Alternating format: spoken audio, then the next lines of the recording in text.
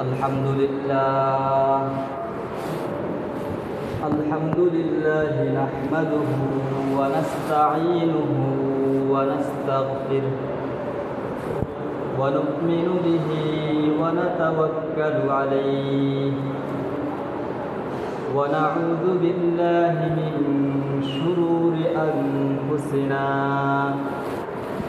ومن سيئات أعمالنا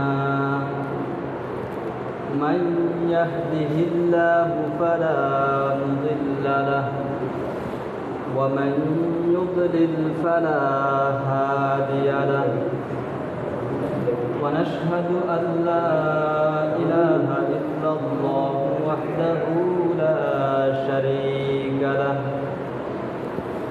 ونشهد أن سيدنا ومولانا محمدا عبده ورسوله صلى الله عليه وعلى آله وأصحابه وبارك وسلم تسليما كثيرا أما بعد فأعوذ بالله من الشيطان الرجيم بسم الله الرحمن الرحيم ولكل أمة جعلنا منسكا ليذكروا اسم الله على ما رزقهم من بهيمة الأنعام.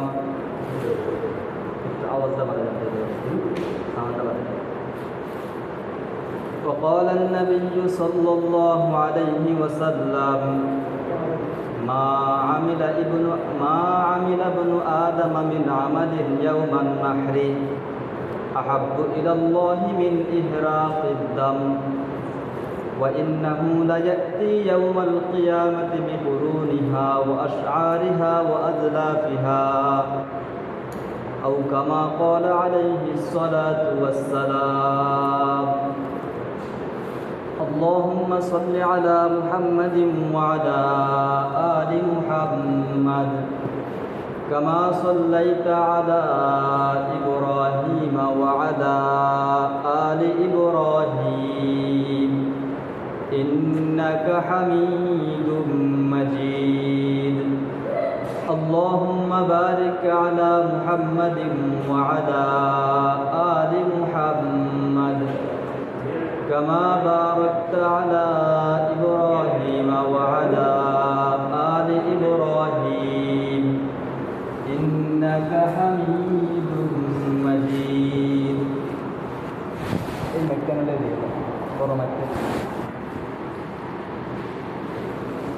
سبحانك لا علم لنا إلا ما علمتنا إنك أنت العليم الحكيم. سبحانك لا فهم لنا إلا ما فهمتنا إنك أنت الجواد الكريم. الحمد لله আল্লাহ রব্বুল আলামিনের দরবারে শুকরিয়া আদায় করি যে আল্লাহ রব্বুল আলামিন আমাদেরকে আজকে পবিত্র ঈদুল আজহার দিনে ঈদের নামাজ আদায়ের উদ্দেশ্যে মসজিদে আসার তৌফিক দান করেছেন। জন্য আমরা দিন থেকে শুকরিয়া আদায় করি, বলি আলহামদুলিল্লাহ। আমি সর্বপ্রথম সবাইকে ঈদের শুভেচ্ছা জানাই, ঈদ মুবারক। আজকের দিন এটাকে আরবিতে বলা হয় ইয়ামুন নাহর, এটা জিলহজ মাসের 10 তারিখ। আবার এই দিনকে বলা হয় ঈদুল আজহা, অর্থাৎ কোরবানির পশু জবাই করার ঈদ। আজকের দিনে আমরা যে কাজটা দ্বারা শুরু করব সেটা হলো নামাজ। আমরা আগে নামাজ আদায় করব। নামাজ আদায়ের পর আমাদের প্রধান কাজ হবে কোরবানির পশু জবাই করা। আর আজকের দিনে আল্লাহ তাআলার নিকট সবচেয়ে প্রিয় কাজ, প্রিয় আমল এটাই যে বান্দা আল্লাহ তাআলার সন্তুষ্টির উদ্দেশ্যে তার কোরবানির পশু জবাই করবে। আজকে এই কোরবানি আমাদেরকে অনেক কিছু শেখাবে। এক নাম্বার আমাদেরকে শেখাবে তাওহীদ, যে একাত্মবাদ। এই কোরবানি আমাদেরকে শেখাবে এত মূল্যবান একটা পশু, এত কষ্টের, এত ত্যাগের পরে যে আমরা পশুটা পাইলাম, এটা একমাত্র আল্লাহ তাআলার উদ্দেশ্যে জব করব। অন্য কোনো দেব দানব মূর্তি কোনো কিছুর উদ্দেশ্যে আমরা জবাই করবো না। এই কোরবানি আমাদেরকে শিক্ষা দেবে তাওহীদের শিক্ষা। আজকের এই কোরবানি আমাদেরকে শিক্ষা দেবে ত্যাগের শিক্ষা। আমরা আমাদের ত্যাগ থাকবে যে আমরা এই পশুটা জবাই করব একমাত্র আল্লাহ তাআলার সন্তুষ্টির উদ্দেশ্যে। আমাদের অন্য কোনো উদ্দেশ্য, অন্য কোনো আশা থাকবে না। তো আজকের খুতবার মধ্যে একটা বাক্য আছে, ওয়াবাদালু আনফুসাহুম ওয়া আমালাহুম। এখানে সাহাবীদের কিছু গুণগান করা হয়েছে, যে সাহাবীরা এই দিনের জন্য, ধর্মের জন্য, জান্নাতের আশায় তারা কি কি ত্যাগ করেছে। এক নম্বরে তারা ত্যাগ করেছে আনফুসাহুম, তাদের নিজেদের নফস, তাদের নিজেদের জীবন। তারা এই ধর্মের জন্য, দিনের জন্য, জান্নাত পাওয়ার আশায়, আল্লাহর সন্তুষ্টির আশায় তারা তাদের জীবন দিয়ে দিয়েছে। মনের কোনো ইচ্ছা আকাঙ্ক্ষা বাকি রাখে নাই। আল্লাহ তাআলা যেভাবে আদেশ করছেন, আল্লাহ তাআলার আদেশ অনুযায়ী তারা কাজ করছে, নিজের ইচ্ছায় কোনো কাজ করে নাই। ও আমওয়ালাহুম, তাদের কষ্টের উপার্জিত সম্পদ তারা এই দিনের জন্য খরচ করছে, ব্যয় করছে। তারা যেরকম ব্যয় করছে, যেরকম খরচ করছে, এটার নজির আর পাওয়া যাবে না। তারা যে মক্কা থেকে ঘর বাড়ি সব সম্পত্তি ত্যাগ করে ইসলামের জন্য মদিনায় গেছে, হিজরত করছে, এরকম ত্যাগ কে করতে পারবে? নিজের সব সহায় সম্বল সব কিছু ফেলে দিয়ে ইসলামের জন্য গেছে। ওই জায়গায় যাওয়ার পরেও যখন যা প্রয়োজন হয়েছে, যুদ্ধের জন্য সম্পদের প্রয়োজন হয়েছে, তারা সম্পদের জন্য রেডি ছিল, সম্পদ নিয়ে রেডি ছিল। এমনকি হযরত আবু বকর সিদ্দিক রাদিয়াল্লাহু তাআলা আনহু, তিনার ব্যাপারে হাদিসে আসছে, তিনার ঘরের যত সম্পদ ছিল সব সম্পদ নিয়ে হাজির হয়েছে। উমর রাদিয়াল্লাহু তাআলা আনহু, তিনার যত সম্পদ ছিল এর অর্ধেক নিয়ে হাজির হয়েছে। এই জন্য এই কোরবানি আমাদেরকে শিক্ষা দিবে ত্যাগ, যে দিনের জন্য, আল্লাহর সন্তুষ্টির জন্য আমাদেরকে ত্যাগ করতে হবে, সম্পদ ত্যাগ করতে হবে, সময় কাজে লাগাতে হবে, আল্লাহর দিনের জন্য সময় কাজে লাগাতে হবে। এবং শিক্ষা দিবে আমাদের এই জীবন, যদি এমন কোনো সময় আসে ইসলামকে রক্ষা করার জন্য, ইসলামকে বুলন্দ করার জন্য জীবনের প্রয়োজনীয়তা, জীবন নিয়ে আমরা প্রস্তুত থাকতে হবে। আজকের এই দিন, আজকের এই কোরবানি, এই মহামূল্যবান আমল আমাদেরকে আরও বড় একটা জিনিস শেখাবে, সেটা হলো ইখলাস। ইখলাস অর্থ হলো খাঁটি দিলে, খাঁটি, ইখলাস অর্থ হলো খাঁটি। যেই কোনো আমল আল্লাহ তাআলার কাছে কবুল হতে হলে দুইটা জিনিস লাগে, একটা হলো খাঁটি হওয়া, আর একটা হলো শুদ্ধ হওয়া। খাঁটি আমল হলো যেটা একমাত্র আল্লাহ তাআলার উদ্দেশ্যেই করা হবে। এখানে উদ্দেশ্য থাকবে কিন্তু আল্লাহ তাআলার হুকুম পালন করা, আল্লাহ তাআলাকে সন্তুষ্টি করা, এটা হলো ইখলাস, খাঁটি। আরেকটা হলো সওয়াব, একটা হলো সওয়াব, সওয়াব মানে হলো নেকি, আরেকটা হলো সওয়াব। সওয়াব মানে সঠিক হওয়া। আমাদের যে কোনো আমল কবুল হওয়ার জন্য সওয়াব হতে হবে। সওয়াব হলো সঠিক। সঠিক হবে কীভাবে? যদি ওই কাজটা আমরা নবীকে যেভাবে বলছেন, নবীদের বাতলানো পদ্ধতিতে করি, তাহলে ওই কাজটা হলো সওয়াব। যখন কোনো আমল খাঁটি এবং শুদ্ধ হবে, তখন এই আমলটা আল্লাহ তাআলার কাছে গ্রহণযোগ্য হবে। একটু উদাহরণ দিই, যেমন জোহরের নামাজ।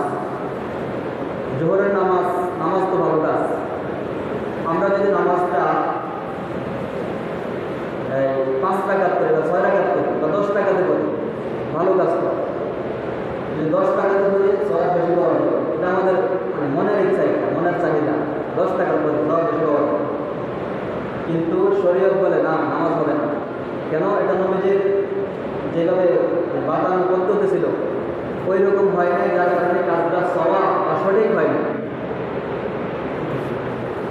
আবার যদি আমরা যে কোনো আমলে নামাজ পড়ি, যে কোনো আমলে একবারে নবীজির তরিকায় করি, একবারে প্রতিটা কদম, প্রতিটা পদক্ষেপ, প্রতিটা কাজ নবীজির তরিকায় করি, কিন্তু করতেছি কি জন্য?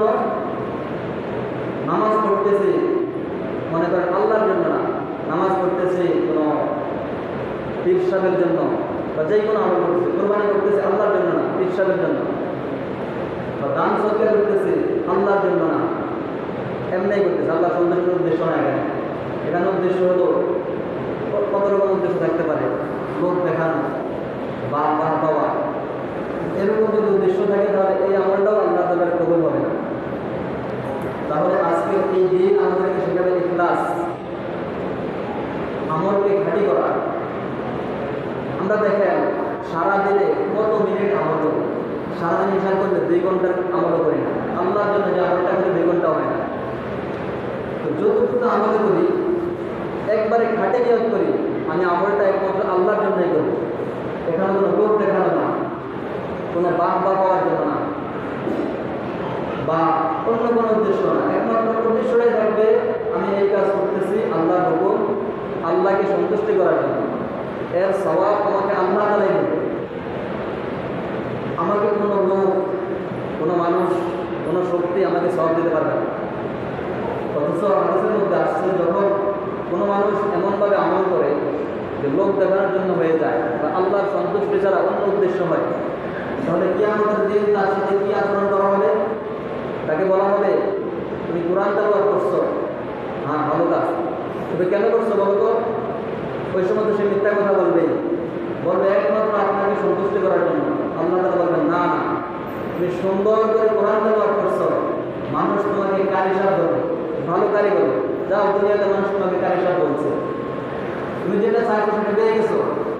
দুনিয়াতে মানুষ তোমাকে বড় কারি বলছে, কারি সাহেব বলছে। তুমি দান করছো, মানুষ তোমাকে বড় দাতা বলছে, দানবীর বলেছে, সমাজকর্মী বলেছে। তোমার উদ্দেশ্য ছিল এটাই, যাও পেয়ে গেছো। আজকে আমার কাছে কোনো এটা প্রতিদান, কোনো সওয়াব নাই। আর যদি আল্লাহ না করো, এগুলো হলো ছোট শিরক, কিন্তু আমরা বড় শিরক করি। যেমন সূর্যের পূজা করে মানুষ, বা আমাদের ধর্মের কিছু মানুষ আছে পীর সাহেবের জন্য রোজা রাখে, কোরবানি করে, কোনো মানে ভ্রান্ত আকিদার কিছু মানুষ আছে। এরকম যদি আমরা হয়ে যাই তাহলে কি হবে? আল্লাহ তাআলা বলবেন, যাও, যার জন্য ইবাদত করছো তার সাথে যাও, সে তোমার যেদিকে নেয় সেদিকে যাইবা। সে জান্নাতে গেলে তোমরাও জান্নাতে যাইবা, সে জাহান্নামে গেলে তোমরাও জাহান্নামে যাইবা। সেই জন্য আমলকে খাঁটি করা, এই শিক্ষা আজকের কোরবানি আমাদেরকে দেয়। আল্লাহ তাআলা বলেন, লা ইয়ানালুল্লাহা লুহুমহা, এই কোরবানির কোনো একটা চামড়া, কোনো অংশ, গোশত, হাড্ডি, রক্ত, কোনো কিছুই আল্লাহ তাআলা চান না, কোনো কিছুই আল্লাহ তাআলা চান না। ওয়ালাকিন ইয়ানালুহুত তাকওয়া মিনকুম, এই কোরবানির দ্বারা তোমাদের যে তাকওয়া, মনের মধ্যে কি আছে আল্লাহ তাআলার কাছে শুধু সেটাই জানে। আল্লাহ তাআলা চান তোমাদের মনে কি আছে। নবীজি বলেন, যখন কোরবানির পশুটা জবাই করা হয়, তার রক্তের প্রথম ফোঁটাটা মাটিতে পড়ার আগে আগেই এর নিয়ত কি আছে, মানুষের নিয়ত কি ছিল, এই হিসেবে আল্লাহ তাআলার কাছে সওয়াব চলে যায়। সুবহানাল্লাহ। যখন কোরবানির পশুটা জবাই করলাম, রক্ত প্রবাহিত হয়ে গেল, আল্লাহর নাম নিয়ে জবাই করলাম, নিয়ত ছিল আল্লাহকে সন্তুষ্টি করা, কোরবানি হয়ে গেছে। কোরবানিতে আমার উপরে ওয়াজিব ছিল, কোরবানিটা হয়ে গেছে। এরপর আল্লাহ তাআলা বলেন, ফাতিবু বিহা নাফসা, আমি তো আমার নিয়তটা নিয়ে গেলাম, তোমার তাকওয়াটা নিয়ে গেলাম, এখন বাকি যা আছে তোমার, রক্ত, মাংস, চামড়া যা আছে তোমার, তুমি চাইলে যেভাবে ইচ্ছা, ফাতিবু বিহা নাফসা, তুমি তোমার খুশি মতো এখানে তোমার কাজ চালাও। আল্লাহ তাআলা বলে দিয়েছেন, তোমরা চাইলে এটা যারা ধনী তাদেরকেও দিতে পারবা, চাইলে নিজেও খাইতে পারবা, যারা তোমাদের কাছে চাইতে আসে তাদেরকেও দিতে পারবা, যারা চাইতে আসে না কিন্তু তাদের দরকার, চাইলে তার বাড়ি থেকেও দিতে পারবা। তাহলে যখন আমরা খাঁটি নিয়তে কোরবানিটা করব, তখন এই কোরবানিটা আমাদের জন্য পশুটা পুরা হারাম। আমাদের মুসলমানদের শিক্ষা হলো, আমরা একজনে খুব সুখে থাকবো, পেট করে খাবো, আরেকজন সেখানে আমার পাশের লোক, আমার প্রতিবেশী, এলাকার মানুষ, সে খাবে না, এটা ইসলাম কখনো সমর্থন করে না। এই জন্য সামর্থ্য অনুযায়ী আমরা কোরবানির গোশতটা বন্টন করব। বড় বড় মাসালার কিতাবে এমনও আসছে, যদি 7 ভাগে মিলে কোরবানি দেয় আর যদি সবাই বলে আমরা পুরো গোশতটা সবকে করে দেব, তাহলে এখানে আর কোনো মাপ দেওয়ার দরকার নেই। এটা মাপ দেবো, ভাগ করবো, 7 ভাগ করে 7 জনের ভাগ নেব, এরকম দরকার নেই। একবারে করে এটা মাপা ছাড়াই সবকে করে দেবো। অথবা কেউ যদি চায় যে আমরা পুরো পশুটা এরকম পাঠ করে এলাকার মানুষের খাওয়াই দেব, তাহলে কোনো ভাগের দরকার নেই, এমনি খাওয়া দিতে পারে। আমাদের সর্বোত্তম যে পদ্ধতি সেটা হলো আমরা কোরবানির পশু থেকে যে গোশতটা পাবো 3 ভাগ করব। 1 ভাগ নিজের জন্য রাখবো, এটা আমি যেই সময় ইচ্ছে সময় খেতে পারি, চাইলে জমা রাখতে পারি, চাইলে 3 দিনে খাইতে পারি, 1 দিনে খাইতে পারি, যা করতে পারি। আরেক ভাগ সেটা আমি রাখবো আমার আত্মীয় স্বজনকে দাওয়াত দিয়ে খাওয়ানোর জন্য, অথবা তাদের বাড়িতে হাদিয়া পাঠানোর জন্য। আরও একটা ভাগ রাখবো, সেটা হলো আমাদের যাদের হক আছে, যারা আমাদের প্রতিবেশী এলাকার মানুষ, যারা কোরবানি দিতে পারে নাই, তাদেরকে আমরা একটা হাদিয়া দিই, একটা দাম না, একটা হাদিয়া। আমরা তাদেরকে সুন্দরভাবে উত্তম পদ্ধতিতে তাদেরকে আমরা পৌঁছাই দেব। আর যদি আমাদের এরকম সম্ভব না হয়, সামর্থ্য না হয়, তখন আমরা আমাদের সামর্থ্য অনুযায়ী আমরা দান করব। যে ব্যাপারে এখানে কোনো শরীয়ত থেকে কোনো ধরাবান্ধি নাই, উত্তম পদ্ধতি বলা হয়েছে এটা। আর আমরা সামর্থ্য অনুযায়ী আমাদের মনকে যদি বড় করতে পারি, আল্লাহ তাআলা আমাদেরকে তত বেশি দিবেন, আল্লাহ তাআলা আমাদেরকে তত বড় প্রতিদান দিবেন। আমরা কোরবানি করবো একমাত্র খালেস নিয়তে, আল্লাহ তাআলাকে খুশি করার উদ্দেশ্যে। এই ইখলাসের শিক্ষা আমাদেরকে আজকের এই কোরবানি দেয়। আজকের এই কোরবানি আমাদেরকে তাকওয়া শেখায়। তাকওয়া হলো আল্লাহ তাআলাকে ভয় করা। তাকওয়ার কয়েকটা স্তর আছে। একটা স্তর হলো আমি গোপনে প্রকাশ্যে সমাজের মানুষের সামনে একাই যে অবস্থায় থাকি আল্লাহ তাআলাকে সমান ভয় করি। অর্থাৎ মানুষ দেখতেছে না আমি কিরকম ভয় করতেছি, আমি এটা প্রকাশও করতেছি না আমি আল্লাহ তাআলাকে কত ভয় করি, কিন্তু আল্লাহ তাআলা জানেন, আমার মন জানে। এই কোরবানি আমাদেরকে শেখায়, সবাই তো দেখতেছে কোরবানি করতেছে, কিন্তু আমার মন 100-তে 100 মন প্রস্তুত এই কোরবানিটা আল্লাহর জন্যই করতেছে। তাহলে মন থেকে কোনো কাজ করা, আল্লাহ তাআলাকে ভয় করা, সেটা হলো তাকওয়া। এই তাকওয়া আমাদেরকে এই কোরবানি শিক্ষা দেয়। আমরা যে কোরবানি করব, কোরবানির গুরুত্ব সম্পর্কে কিছু কথা বলি। আল্লাহ রাব্বুল আলামিন নবীজিকে আদেশ করেন, ফাসাল্লি লিরাব্বিকা ওয়ানহার, হে নবী আপনি আপনার রবের জন্য নামাজ পড়েন এবং কোরবানি করুন। আল্লাহ তাআলা এখানে আদেশ করছেন। হযরত এক সাহাবী রাদিয়াল্লাহু তাআলা বর্ণনা করেন, হাদিসটা তিরমিজি শরীফের হাদিস। তিনি বলেন, নবীজি মদিনায় 10 বছর ছিলেন। আমরা সকলেই জানি নবীজি 53 বছর বয়সে হিজরত করে মক্কা থেকে মদিনায় যান, সেখানে মাত্র আর 10 বছর হায়াত পাইছেন। তো এই সাহাবী বর্ণনা করেন, নবীজি 10 বছর মদিনায় ছিলেন, আমি দেখেছি নবীজি প্রত্যেক বছর কোরবানি করেছে। কোরবানিটা এত গুরুত্বপূর্ণ, নবীজির 10 বছর সময়ে অনেক যুদ্ধ করা লাগছে, অনেক অভাবের সময় গেছে, অনেক কষ্টের সময় গেছে, কিন্তু এই কোরবানি বাদ দেন নাই। এই কোরবানিটা প্রতি বছর করছে। আবার রমজানের শেষ দশকের ইতিকাফ নবীজি কোনো সময় বাদ দেন নাই, কোনো সময় ছাড়েন নাই। এক সাহাবী থেকে বর্ণিত, নবী করিম সাল্লাল্লাহু আলাইহি ওয়াসাল্লাম হযরত ফাতেমা রাদিয়াল্লাহু তাআলা থেকে বললেন, হে ফাতেমা তোমার কোরবানির পশুগুলো আমার কাছে দাও। 2টা কোরবানির পশু আমার কাছে পশুগুলো দাও, আর তুমি এখানে দাঁড়িয়ে দেখো। হযরত ফাতেমা রাদিয়াল্লাহু তাআলা আনহা এরকম দাঁড়িয়ে দেখতেছে, আর নবীজি এই পশুগুলোকে কোরবানি করতো। যখন ছুরি চালালো, পশুর রক্তটা মাটিতে পড়লো, তখন নবীজি বললেন, হে ফাতেমা তোমার পিছনের সকল গুনাহগার মাফ হয়ে গেছে। সুবহানাল্লাহ। এরকমভাবে যখন কোনো মুসলমান খালেস নিয়তে কোরবানির পশুটাকে জবাই করবে, তার রক্ত মাটিতে পড়ার আগে এক নাম্বার তার একটা মর্যাদা আল্লাহ তাআলার কাছে লেখা হয়ে যায়। সে একজন খাঁটি মুসলমানের মর্যাদা আল্লাহ তাআলার কাছে লেখা হয়ে যায়। একজন মুখলিস মুমিন, তার মর্যাদা আল্লাহ তাআলার কাছে লেখা হয়ে যায়। এই রক্তটা মাটিতে পড়ার সাথে সাথে তার কোরবানি আল্লাহ তাআলার কাছে কবুল হয়ে যায়। আর এই হাদিস দ্বারা জানা যায়, হাদিসটা মুসনাদে হাকিমের মধ্যে আছে, যে যখন রক্তটা মাটিতে পড়ে তার পিছনের সকল সগীরা গুনাহ আল্লাহ তাআলা মাফ করে দেন। কোরবানির ফজিলত আমি খুতবার মধ্যে যে হাদিসটা পাঠ করলাম, নবীজি সাল্লাল্লাহু আলাইহি ওয়াসাল্লাম বলেন, মা আমিলা ইবনু আদম ইয়াওমান নাহরি আহাব্বু ইলাল্লাহি ইহরাকাদ দাম।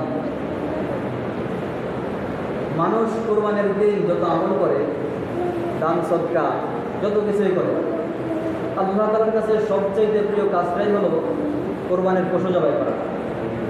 ওয়া ইন্নাহু লা ইয়াতি ইয়াওমাল কিয়ামাহ, কোরবানির পশুটা কিয়ামতের দিন তার আমলনামার তার সামনে হাজির হবে। তার সামনে কোরবানির পুরা পশুর একবার প্রত্যেকটা অঙ্গ, খুর, শিং, চামড়া পুরা সব কিছু নিয়ে হাজির হবে, তার জন্য সাক্ষী দেবে, তার জন্য সুপারিশ করবে। আর এক হাদিসের মধ্যে এসেছে, সাহাবায়ে কেরাম রাদিয়াল্লাহু তাআলা আনহু বললেন, মা হাযিহিল আযাহি ইয়া রাসূলুল্লাহ, এই কোরবানিটা কি? বললেন, সুন্নাত আবিকুম ইব্রাহিম, সুন্নাত আবিকুম ইব্রাহিম, কোরবানি হলো তোমাদের বাবা ইব্রাহিম আলাইহিস সালামের সুন্নাত। আমরা সকলে কোরবানির ইতিহাসটা অনেকবার শুনছি, জানি, এই কারণে আজকে ইতিহাসটা বললাম না। ইতিহাসটা আমরা সকলে জানি, ইব্রাহিম আলাইহিস সালাম তেনার আদরের পুত্র ইসমাঈল আলাইহিস সালামকে কোরবানি করছে, কোরবানি করার জন্য প্রস্তুত হয়েছে।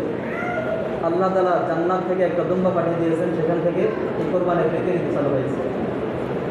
তো কোরবানি ইব্রাহিম আলাইহিস সালামের সুন্নত। সাহাবারা বললেন, ফামা লানা ফিহা ইয়া রাসূলুল্লাহ, আমাদের লাভ হবে কি? এই সুন্নত যদি আমরা পালন করি আমাদের ফায়দা কি? নবীজি বললেন, বিকুল্লি শাআরাতিন হাসানা, প্রত্যেকটা পশমের বিনিময়ে একটি করে সওয়াব।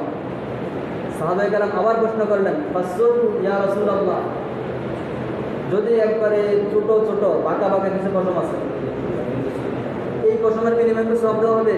বিকুল্লি শাআরাতিন মিনাস সুফি হাসানা, যত পশম আছে ছোট বড় চিকন একবারে দেখা যায় না, প্রত্যেকটা পশমের বিনিময়ে আল্লাহ তাআলা সওয়াব দান করেন। আজকের আমাদের কোরবানি হবে আল্লাহ তাআলার জন্য। আল্লাহ তাআলা সূরা আনআমের ৬২ নম্বর আয়াতে ঘোষণা করেন, কুল ইন্না সলাতি, হে নবী আপনি বলেন, আমার নামাজ, ওয়া নুসুকি আমার কোরবানি, ওয়া মাহইয়ায়া ওয়া মামাতি আমার জীবন আমার মরণ, লিল্লাহি রাব্বিল আলামিন বিশ্ব প্রতিপালকের জন্য, মহান রব্বুল আলামিনের জন্য। লা শারীকা লাহু, এখানে কোনো অংশীদারিত্ব নাই। ওয়া বিযালিকা উমিরতু, নবীজি বলেন, আর এটার উপরে আমি আদিষ্ট হয়েছি, আমার এটাই আদেশ করা হয়েছে, কোনো অংশীদার করা যাবে না, আমাদের উপরে এটাই আদেশ, কোনো অংশীদার করা যাবে না। ও আনা আউয়ালুল মুসলিমিন, আমি একজন মুসলমান। তো ঈদুল আজহা, ঈদ কোরবানি সম্পর্কে আমরা এতক্ষণ থেকে আলোচনা করলাম। এবার আমরা আজকে যে ঈদের নামাজ করব, ঈদের নামাজের নিয়মটা একটু বলে দিই। আমরা যখন ঈদের নামাজের জন্য দাঁড়ালে প্রথমে নিয়ত করব। ঈদের নামাজটা হলো ওয়াজিব, 2 রাকাত নামাজ ওয়াজিব। অন্যান্য 2 রাকাতের মধ্যেই বাকি এখানে 6টা তাকবীর বেশি আছে। প্রথম তাকবীরে সানার পরে 3টা তাকবীর, প্রথম রাকাতে সানার পরে 3টা তাকবীর, আর দ্বিতীয় রাকাতে রুকুর আগে, রুকুতে যাওয়ার আগে 3টা তাকবীর।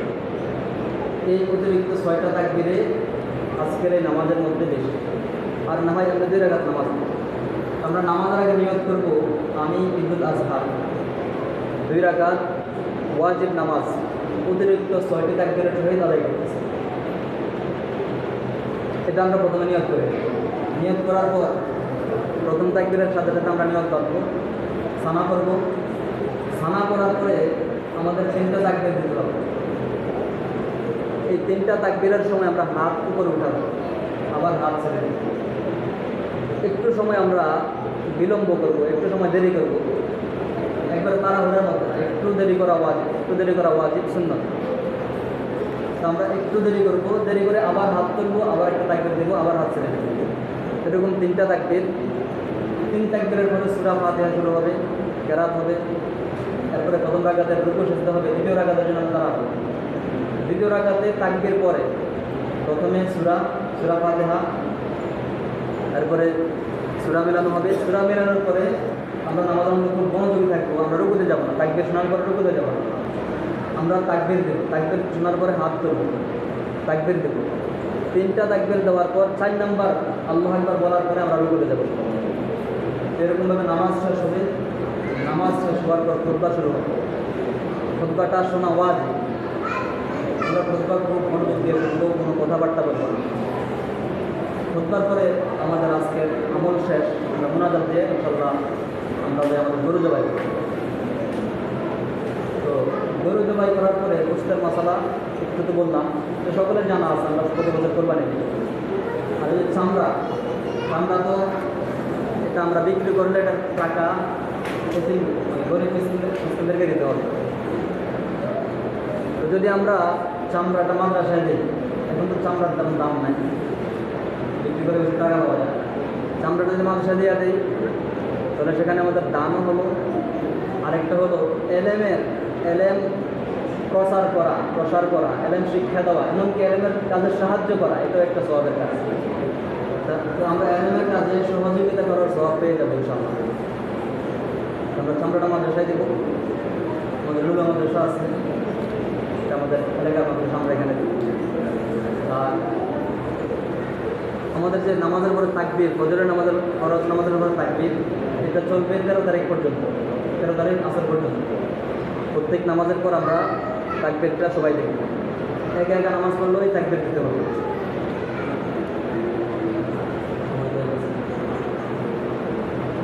ঠিক আছে, আমরা সকলে দাঁড়াই, কাদা খুলে করি।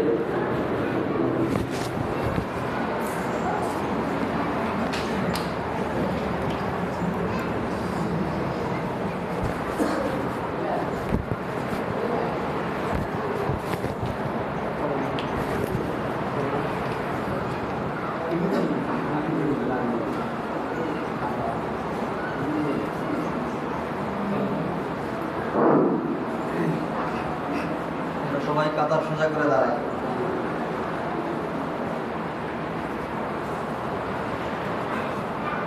নিয়ত হচ্ছে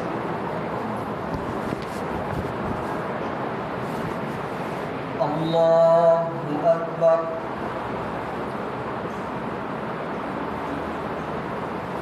আল্লাহু আকবার, আল্লাহু আকবার,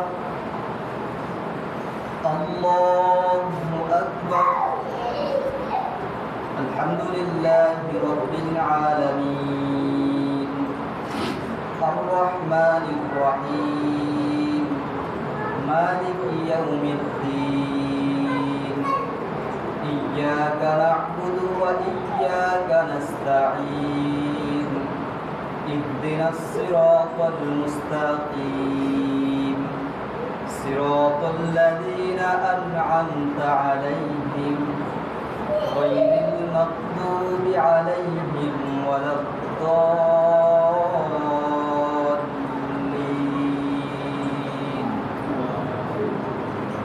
রব্বানা ইন্নাকা মান তুদখিলিন নার ফাকাদ আখযায়তাহু ওয়া মা লিয-যালিমিনা মিন আনসার। ربنا إننا سمعنا مناديا ينادي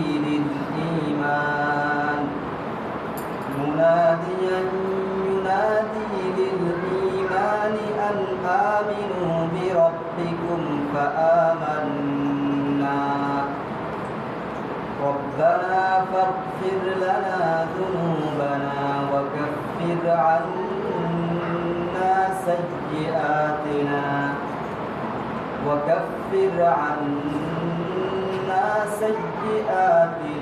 وتوفنا مع الأبرار. الله أكبر.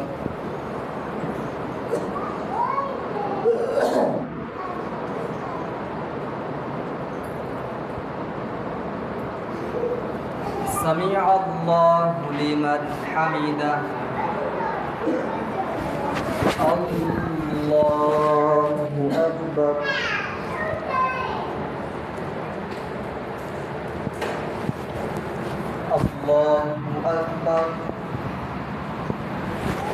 الله